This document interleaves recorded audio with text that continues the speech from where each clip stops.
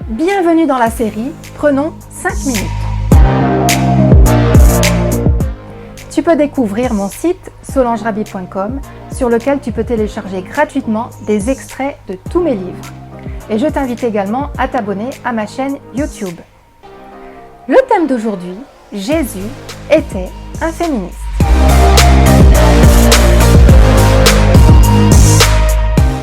Jésus était un féministe. Il l'est toujours puisqu'il est ressuscité et qu'il vit éternellement. Pourquoi Jésus était-il ou serait-il un féministe ? J'entends déjà certains me dire « Ah mais le féminisme, ce n'est pas compatible avec la foi chrétienne ou avec la Bible ». Alors je vais casser le suspense tout de suite, c'est faux et archi faux, parce qu'on va le voir immédiatement. Mon but ici n'est pas de rentrer dans des débats houleux sur les excès réels que certains courants féministes charrient malheureusement. Je veux juste tordre le cou à certaines idées reçues et surtout revenir à la source et libérer la vérité. Jésus n'était ni sexiste, ni machiste, ni misogyne. D'abord, c'est quoi le féminisme ? Selon la définition du Larousse, c'est une doctrine qui préconise l'égalité entre l'homme et la femme et l'extension du rôle de la femme dans la société. Franchement, c'est exactement ce qu'a fait Jésus. Il prenait l'égalité homme-femme et valorisait le rôle des femmes dans la société. On trouve encore aujourd'hui beaucoup d'articles de presse sur ce sujet, il existe aussi des livres, et plusieurs historiens considèrent d'ailleurs Jésus-Christ comme le premier féministe de l'histoire. En effet, le féminisme date de la seconde partie du XIXe siècle, il n'a environ que 150 ans. Or Jésus, déjà il y a 2000 ans, dans son attitude, dans les actions qu'il a posées, dans les paroles qu'il a prononcées, il s'est très clairement positionné en ardent défenseur des femmes, comme un véritable féministe. Jésus a commencé son ministère en annonçant qu'il était venu guérir ceux qui ont le cœur brisé, annoncer une bonne nouvelle aux pauvres, rendre la vue aux aveugles et libérer les opprimés.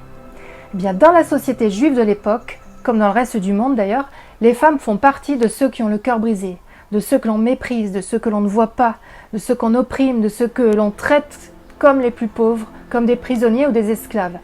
D'ailleurs, il existait une prière que tout homme juif faisait chaque matin en se levant et qui disait « Loué sois-tu, Dieu, de ce que tu ne m'as pas fait non-juif, de ce que tu ne m'as pas fait esclave, et de ce que tu ne m'as pas fait femme. » Sympa. La pire des choses, après même le fait d'être esclave, était d'être une femme.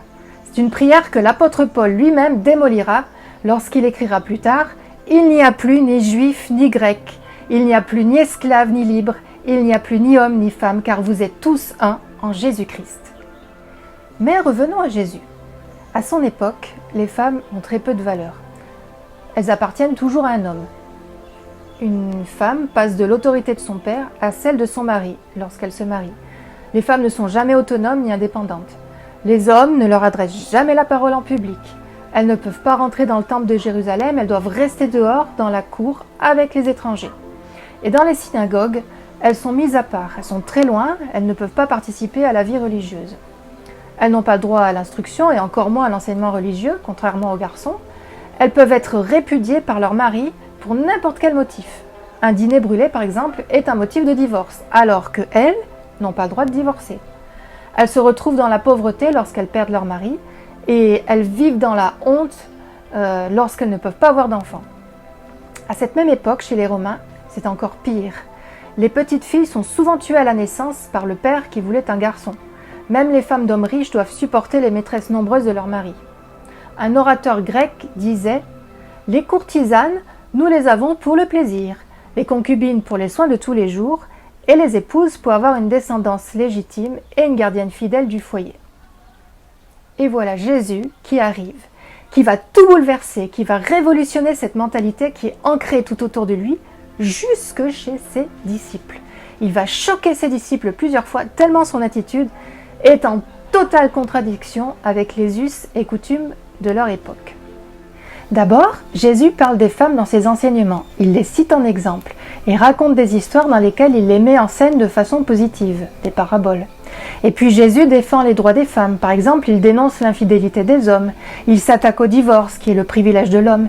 Et un jour même, il va sauver la vie d'une femme adultère qui doit être lapidée, alors que l'homme, lui, n'a même pas été inquiété, comme si elle avait commis l'adultère toute seule. Jésus traite différemment les femmes. Par exemple, un jour, il va parler à la Samaritaine, alors qu'il y a toutes les raisons pour ne pas le faire. Tout est tabou. C'est une femme. Il lui parle en public dans la rue en pleine journée. Il ne la connaît pas, c'est même pas une femme de sa famille. En plus, c'est une étrangère, méprisée par les Juifs. Les Juifs détestent les Samaritains.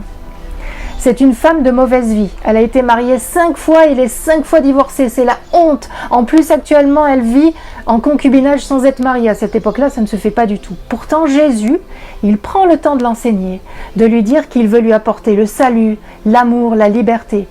Cette femme, elle rassemble toute la honte à elle toute seule. Et pourtant, Jésus lui parle de la bonne nouvelle du salut et elle va être transformée pour toujours.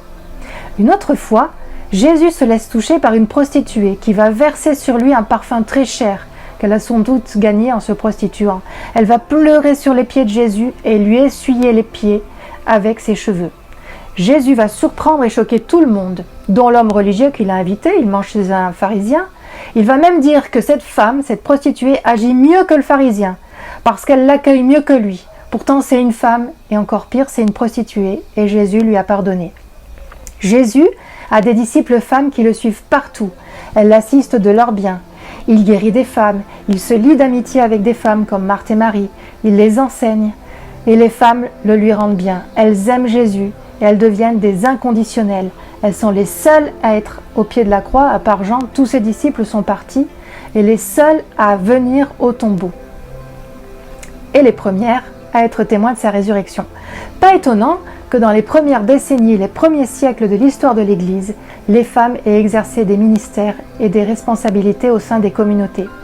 Pas étonnant non plus que les premières féministes de l'histoire soient des chrétiennes, des disciples de Jésus. Par exemple, aux États-Unis, les suffragettes étaient des chrétiennes convaincues. Elles militaient pour que les femmes aient le droit de vote, d'où le nom suffragette.